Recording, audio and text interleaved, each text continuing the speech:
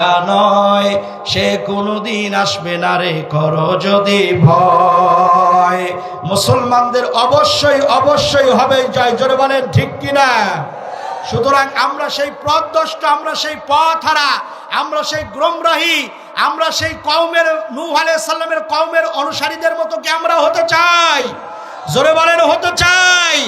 আমরা যেরকম ভাবে স্বাধীনতা আমরা শুনেছি 1971 সালে, আমরা যেরকম ভাবে স্বাধীনতার সংগ্রাম, আমরা যেরকম ভাবে পাক হানাদার বাহিনী থেকে এই স্বাধীন বাংলাকে যেরকম ভাবে স্বাধীনভাবে মুক্ত করা হয়েছে শুনেছি, আমরা দেখি নাই।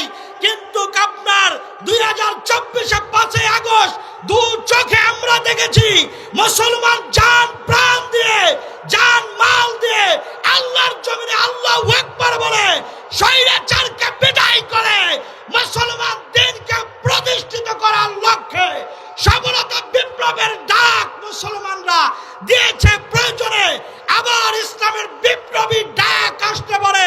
মুসলমান আগামীতে গোটা বাংলাদেশ আগরতলাকে নাগরতলা বানিয়ে ছাড়বে, জোরে বলেন ঠিক কিনা? ওরা বলতে বাধ্য হয়েছে কেমন মুসলমান বাংলাদেশে, চতুর্দিকে আমরা দেখেছি, কিন্তু এটা কেমন বাংলাদেশ, এটা কেমন বাংলাদেশ একবারে মানলে চারটা উঠে পড়ে, জোরে কোন আল্লাহু আকবার। ওরা বদরের গল্প শুনেছে, কিন্তু বদরের ইতিহাস